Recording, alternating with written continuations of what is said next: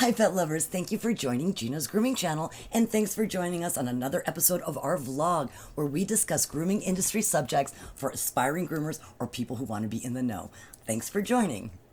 Today's subject is going to be on handling difficult clients, so handling difficult customers. Now, I know in every service vocation, there are going to be difficult clients. This is something that we're going to run into. But when you're adding to that, fur babies, people's loves of their lives, their dogs, their cats, their pets, this difficulty can increase. So we're going to go ahead and talk about some of the difficult clients that you can expect to encounter, and then I'm going to tell you about some of the techniques and syntax and phrases and behavior that I have used to go ahead and de-escalate difficult clients.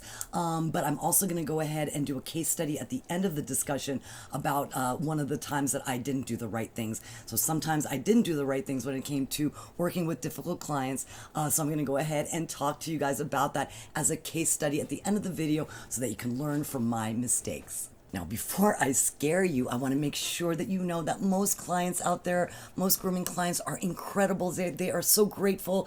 They are so thankful that you're working with their pet.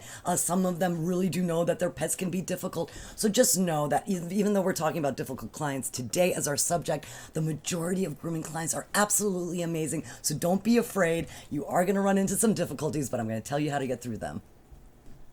Okay, so what makes a difficult client difficult? Now, sometimes it's you or your staff. You've made a mistake. You didn't communicate properly. There was an injury involved. Now, if there was an injury, we do have a vlog about pet injuries and grooming. I know it's a difficult subject, but one that does need to be discussed. But if the issue is with you, you have to understand that you might have created this difficult client, and it's completely reasonable for them to be upset with you. The other type of difficult client are the people who are overcaring pet parents. Really, there's nothing wrong with that, but they can be difficult for grooming and working with groomers because they are so concerned. Now, that's not really difficult in a bad way.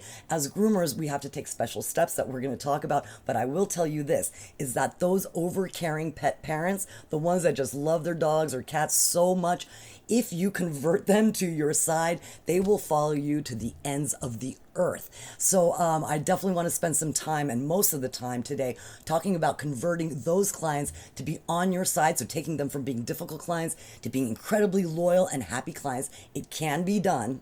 Okay, so we'll take you through that. And then I'm going to talk about a certain type of client that you're going to see in any vocation, and these I call the abusers. I don't like the term Karen because I have some wonderful Karens in my life, but you get the point. These are people who will walk into your place of business and abuse you, whether they're going to berate you, right? They may use profanity. They may yell at you. They may put you down. So we're going to talk about abusers because you are going to run into them, and really how you should handle them.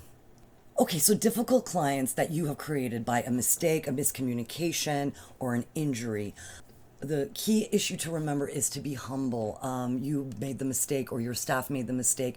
Don't get defensive. Definitely, if a mistake has been made, own it, right? And we talked about that in our pet injuries vlog.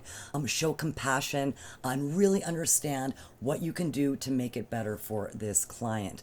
The other key point I want to make in any situation when dealing with difficult clients is you want to also create a hierarchy. So I don't know in what type of salon you may be working in, but you definitely don't want the person who did the injury or who was a lack of communication or whoever did the problem that the client is complaining about, right, to be the person really dealing with the client. You want to separate that. So in the case where I was managing a luxury pet salon, high volume, I was the manager, and that was most of the time my job was to deal with any of the issues that the staff did, whether or not it was a miscommunication or injury, and that kind of separated that person from getting defensive. But on that note, I want to tell anyone who is striving to be a manager in the grooming industry is you always stand by your staff. Again, show compassion to the client, right? But don't throw your employee under the bus. That doesn't look good for you either. So as a manager, you want to make sure that you show compassion, but also stand by your employee, acknowledge the mistake, but let them know that they're a wonderful employee, that they feel terrible, and then you go into what you can do to make it better. So if it's a subjective thing, so grooming has obviously the styling portion, right? So some difficult clients, it might not be an injury or something major that happened. It could just be a styling difference, right? So they wanted the ears long, but someone took the ear short, or they wanted the tail to be left alone and someone trimmed the tail. So there's a subjective component to that. So if you are dealing with clients on a subjective component, just take copious notes. Make sure that you offer to redo the haircut if at all possible. If too much was taken off, so if the ears were taken short and they wanted them long, obviously there's no extensions for that. So we have to go ahead and make it right in the future. So what I always used to do is offer a certain percentage off their next groom, or if it was a really big problem that we did, sometimes I would just go ahead and comp the groom that they had on that day that they were unhappy with, and then we talk about percentages. One of the things I do want to say, though, is it's very wise to ask the client when they are telling you their problems and they're communicating with you of the problem that they had with you or your staff. Ask them what they would like, because I have found that very often a client's expectation of what would make them feel better for some kind of a wrong that was done in the grooming salon might be less than what you were willing to offer them to make it up, because you might be feeling really horrible. So definitely make sure to engage the client and ask and say, what could I do for you as a manager so that we can do this right? And we want to make sure that we keep that client coming back as long as they are not unreasonable. And we'll talk about the abusers at the last section. But make sure that you ask them, what can we do to make this better? And most of the time, those difficult clients will really appreciate the fact that you're working with them and that you care. That's what you definitely want to show, and you do definitely want to care. And if you do it right, you'll go ahead and have a customer for life. Okay, so then now let's talk about the difficult clients that you did nothing wrong, but they are just these amazingly overcaring pet parents. And when I say overcaring, I guess there really is no overcaring. But when it comes to being a groomer, there are certain things that you need to do to get the job done, such as sometimes blow drying and doing things that the dog might not like necessarily. I have dogs, and you can watch some of my videos, that cry through the whole entire blow drying procedure, even though there's no pain, there's no suffering, just the dog is crying. So there are pet parents that are so concerned that they kind of go a little cuckoo bird about that. So just be aware of that. Again, those people, if you convert them to your side, they will be your bread and butter for the remainder of their lives. Whatever dog they get through their lives is going to be coming to you. So you definitely want to do a few steps to make sure that you can kind of get these guys on your side. As always, you want to be a great listener. You want to listen to their pain points. What are the pain points that they have? Is it they don't like kennel drying? Is it that they don't like blow drying? And if they're asking something that you can't do, it's okay to let them know that. And we'll kind of touch on this, that point in a second. But basically, when you're listening to them, see what you can do. Take copious notes. What you can do to accommodate their pain point. Do they not want the dog to be there that long? Do they want an express service? What can you do to make them more comfortable? Now, sometimes these clients just need to be coming regularly for them to be comfortable with you, and then they naturally kind of just convert from being difficult clients, right, or difficult customers to being your best clients on your docket. But definitely know that it's a process, and be patient with them. Now, a big part of that too is you communicating as a groomer to these clients who want to know. They just don't know, right? They didn't go to grooming school. They don't work with animals professionally. They just love their pet. So you need to educate them also, and they are going to be interested. They want to know how to take better care of their pet. So if you communicate with them, you listen to them, you meld the two together, you should be good. Now, I'm going to finish, before we go into our case study, with the worst kind of clients, which are the abusers. Again, I don't like that term, Karen. You get the picture. Now, abusers, I cannot psychoanalyze what happened in their life to make them what they are. But I can profile them because I've met them enough. And these are people that come into a place of business, right, to be abusive to staff that they know can't fight back. Okay, so when you're working at a company, so you're a staff member, right, and someone walks in, a client walks in, and they are using profanity, they are screaming at you. Now, these abusers, in their mind, and this is my profile, they believe they have good reason to come in and yell at you. But they're going to go ahead and do this for other reasons, and it's a power issue, right? So because they know that you can't fight back. So be aware that these people exist. You want to cut ties. You want to make sure that you involve management, get a peer to film, make sure you just walk away. Do not let it escalate. You're not going to win. These are people that are not going to let you win because they're there for their own personal reasons and their own power struggles. So just know that exists. And in a service position, I mean, whether you're a waitress, you're a groomer, or whatever it is, you're going to encounter these people, and I just feel sorry for them. Unfortunately, we do have to face people that act like this and don't know how to behave properly in society. So just be aware of that. Escalate to management, walk away, even if it seems rude. I had to learn that myself. Even if it's ruder to just turn around and walk away, better than you going ahead and opening your mouth and dealing with this type of an abuser directly.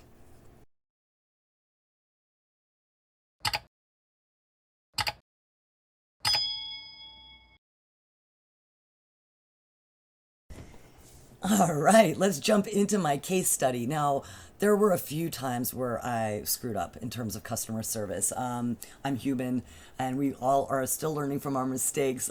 So no matter how old we get, we learn. So this case study I kind of picked out for you guys because it was outstandingly crazy. And so wanted to bring it up so that, again, you guys can learn about what I did right. I didn't do too much right in the situation, but really what I did wrong, and discuss what you could learn from that so that you don't get into the same situation. So as a background, we were out because of COVID in 2020. That was about April of 2020 for 6 weeks in California, before California went ahead and made groomers essential workers. So all of the dogs that we had on our calendar, right, for the 6 weeks, didn't get groomed. And then all the dogs that were kind of scheduled for that time period of that 6 weeks where we couldn't groom any dogs by law, right, also needed to get groomed. So when we were allowed and designated as essential workers, I went into work a few days in advance. The backlog was ridiculous. Our list of people on our waiting list was in the hundreds. I mean, so many people were waiting to get groomed. And so these are clients that we have been seeing for years and years. And so when we opened up, some of the groomers didn't come back either. They were on unemployment. It was kind of this crazy time. And so the groomers that did come back, we were just working crazy. And what I did is I jumped in and started grooming like crazy as well, because we were just trying to accommodate as many dogs as we could. And all of our coated dogs, a lot of them were matted. So we got into this cycle, the culture that was happening at this particular time. So in the regular time, we're a luxury salon, everything was perfect. During this COVID, shutdown time, and now we're open, we're in this crazy time, we were just shaving dogs down because they were matted. And we were just shaving dogs down when we had to, spot shaving, and all our clients understood. No one complained. It was one of those things like, let's just get them back to in order. Summer was coming, so no one really cared that we were obviously double coated breeds, not shaved, but all of our coated breeds, single coated breeds, we were taken down really short and spot shaving, just to kind of give you a little bit of background. So enter new client. So this new client comes in with her little rescue dog. And so she gets a groom from us. And one of our groomers went ahead and did it. And apparently this dog also did not get groomed during COVID. And as a first-time client, we didn't do, and I'll talk about this mistake, we didn't really tell the client and communicate with them that we're going to be spot shaving. Right now, we are doing 10, 12 dogs, each person a day. So real crazy right now. We are not going to be dematting because that's going to throw everything off. So we need to make sure that we service as many dogs as we could in a day. So problem one, we didn't communicate with this client that we're going to go ahead and spot shave. So the groomer that was working on the dog did an okay job. I remember seeing the dog when he was done, and a little choppy. There was definitely matting. You could see that he took out, in particular, one big mat was obviously right there on his throat. Groomer went ahead and clipped it out, sent the dog home. Day's over, and again, just to remind you, we are working like overtime. And as a manager, I didn't used to work like this. I was a true manager where I managed the department. I would only take special needs clients or special clients or some breeds that were exotic that no one else knew how to do. So I did not groom full time in that environment. But at this point, now I am, because I'm covering for everybody who didn't come in or calling out or scared of COVID. So I get home that night. Now it's pretty late in the evening. I lay down. I just take my shoes off. It's just one of those. And I get a call from another manager at our facility saying, we've got a client complaint. Do you mind calling this lady? So no problem. I call this lady. First thing she does is she is using the F-bomb in every single phrase that she is talking to me, cursing up a storm. So inappropriate, right? But hey, I'm trained to handle this, so I'm letting her talk. Then, as she's proceeding and she's telling me what a horrible job this groomer did, she starts being derogatory and racist. And I can feel my blood is boiling at this point. And as she's continuing on, this is where I made my next mistake, which is I kind of cut her off and said, ma'am, I'm going to ask you that we're going to continue this, and I'm going to be the person on your side to help you fix this, but I need to ask you to stop using profanity. And I'll tell you honestly, in a lot of situations, that works, but it was my timing. My timing is my blood was boiling.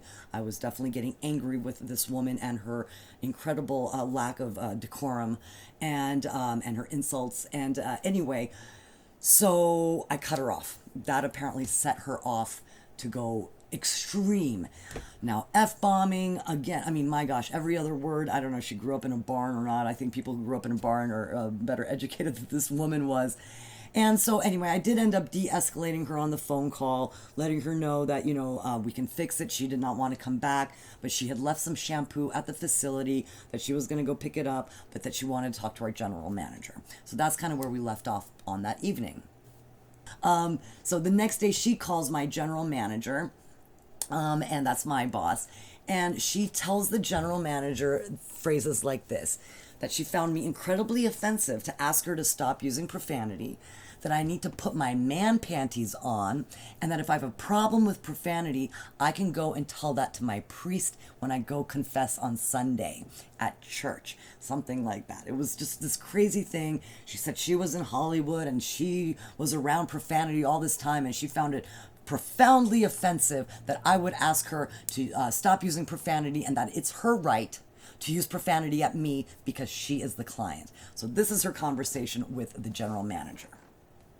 So me and the GM, we're on good terms. She comes and tells me this lady is absolutely nuts.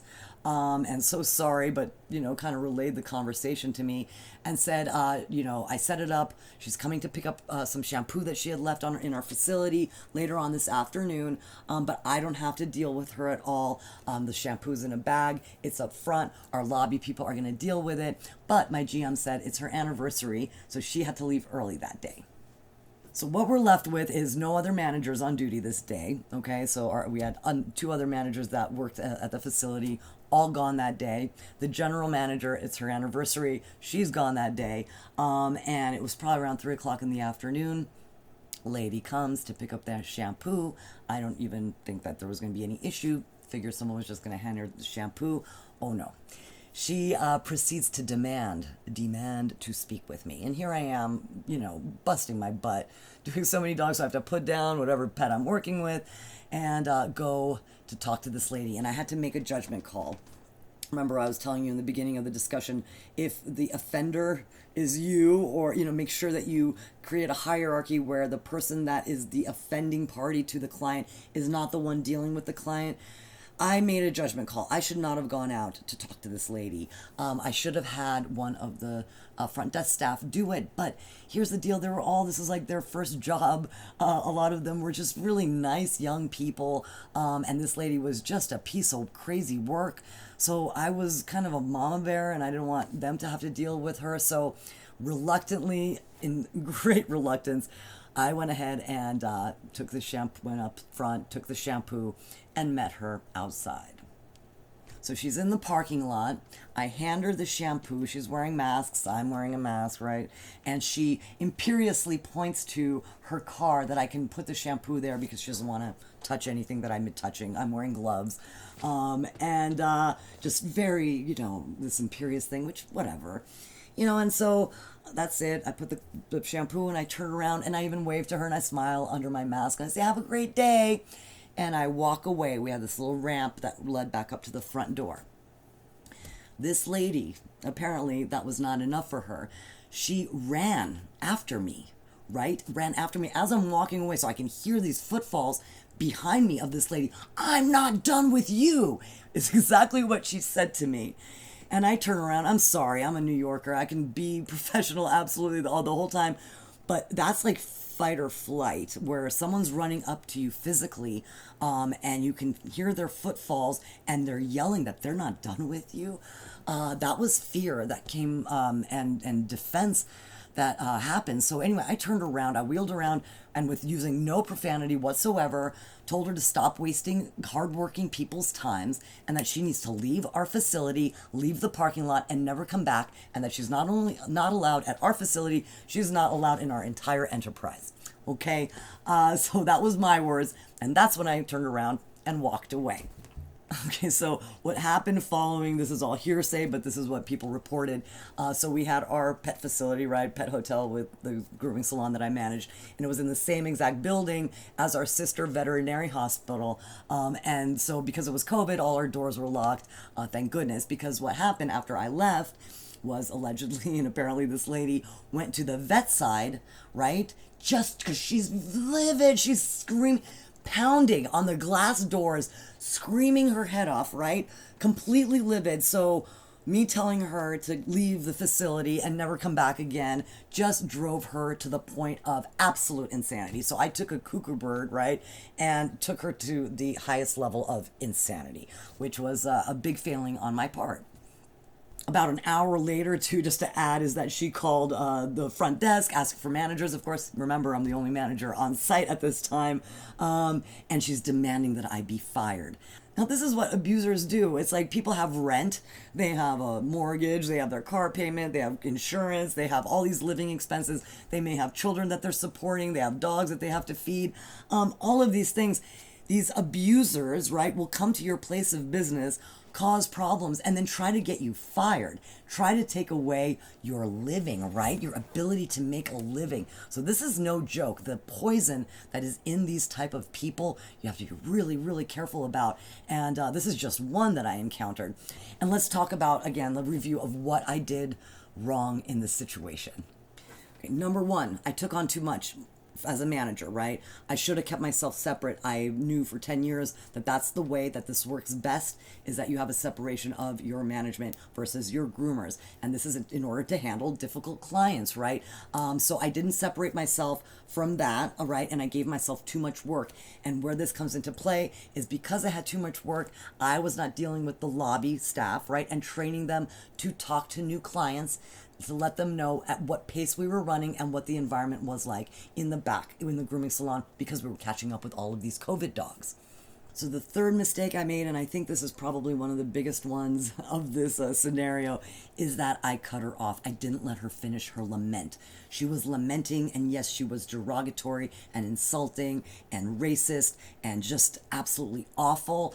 But because I cut her off and told her to stop using profanity and that she needs to be respectful, somewhere there a change occurred, and she knew she's going to now become an abuser, and focus on me as her abusee. So that was my fault. I should have, in a perfect world, just let her finish her rant, no matter what it did to me, to hear it as a human being and how disgusting I felt listening to her. But I should have done that. I should have just let her have her piece, get it out, and then go ahead and address her problem, and then find a way to make sure she never comes back again. Be a little more strategic than what I did, which was New Yorker, just blah, you know. So fourth problem, I let my emotions get the best of me.